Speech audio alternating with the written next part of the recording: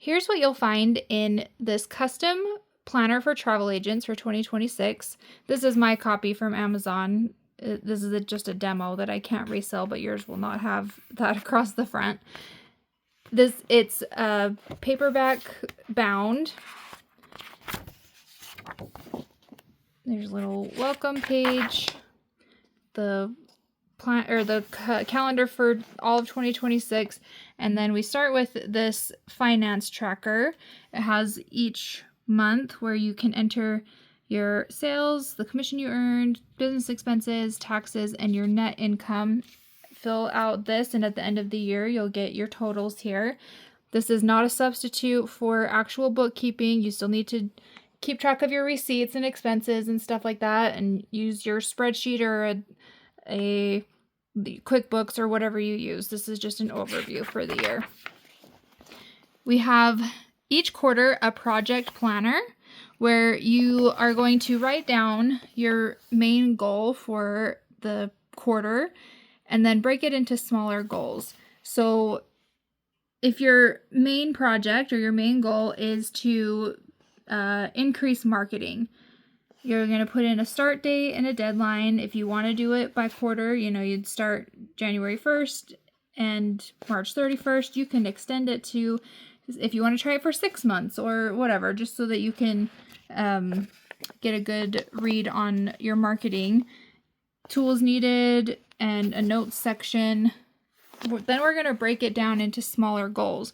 So if your goal is to increase your marketing, then in each of these sections you want to put like social media, email marketing, in-person networking, trade shows, and then you have this section to break it down even further. So for this one that's social media, you would say like post on Instagram 3 times a week, post in my Facebook group 2 times a week. You can put the due date that you want to try to finish that by, or like to check your progress, and then you can check it off when it's done. And if you're like me and like a reward for reaching a goal, you can put that in there.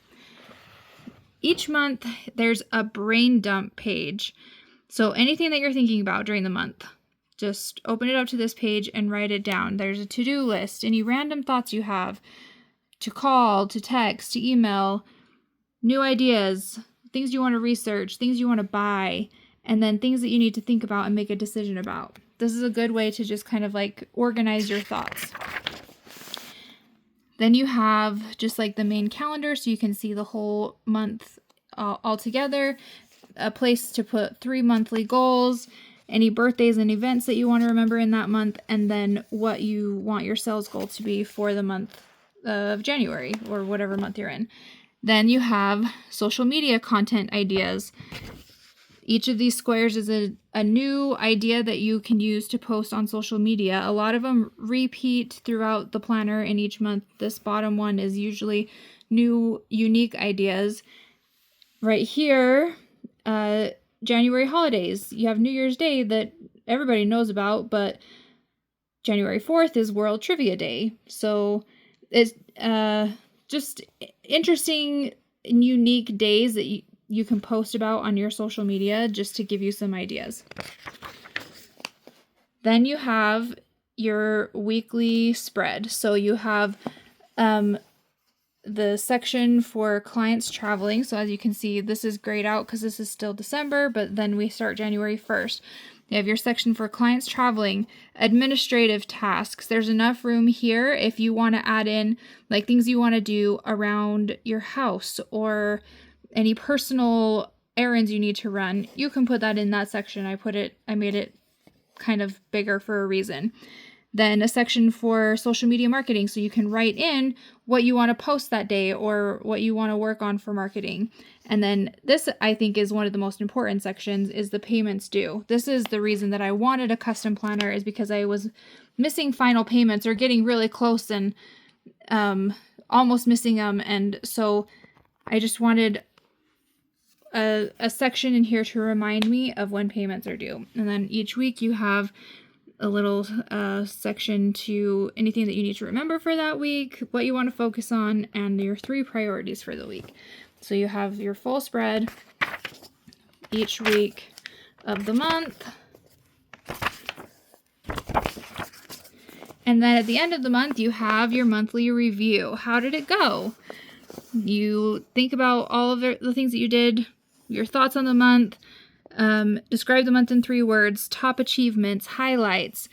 What went well? You want to do more of this. What didn't go well? You want to do less of this. Lessons learned in the month. And then how can next month be better? And then in this one, you would fill in the stars based on how you feel like you did. So like 5 stars is good, 1 star is bad, or 0 stars. So if you feel like you reached your goals for the month of January, you would fill in 5 stars. So this is just a good way to kind of like gauge and see where like the health of your business and your life. I did make sure that there was one in here for work-life balance, because we don't want to get burnt out because we're working too hard and not enjoying our life. So then it starts February, and then you have all of the same things in February. So at the end of the quarter, a couple more pages. At the end of the quarter, you have your quarter 1 project review. So you can go back to the quarterly planning, come over to here. You want to copy the goals that you wrote down. And then right here, this is, did you accomplish it? Yes or no? If you didn't accomplish it, what's next? Do, delegate, or dump? Is it something that you want to continue to try and work on? Is this something that you feel like would be better to hire or have somebody else do it, an assistant, or contract work, hire somebody for marketing, whatever? Or dump. Is it something that just is not worth your time, is not going to make a difference, it's not aligning? Get rid of it. So do, delegate, or dump. And then you can put it onto the next project if you want to keep working on it. And then down here at the bottom, you have your sales goals. So you come to these pages right here, and whatever you wrote down for your sales goal, you want to have it, get back. You want to have it, those written down here, then what you actually sold, and then were you over or under, and by how much? And then you can like reflect on the quarter and just like write down some notes. And then you have your Q2 project planner. And it just kind of goes all throughout the planner in the same order. At the very end,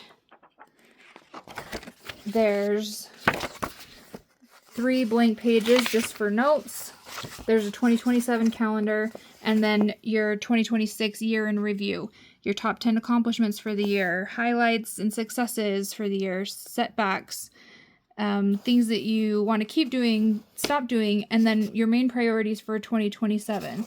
So I feel like it's very comprehensive. There's a lot of really great sections in here that will help keep you organized and keep your mind on your business, and keep your thoughts straight, keep your business straight.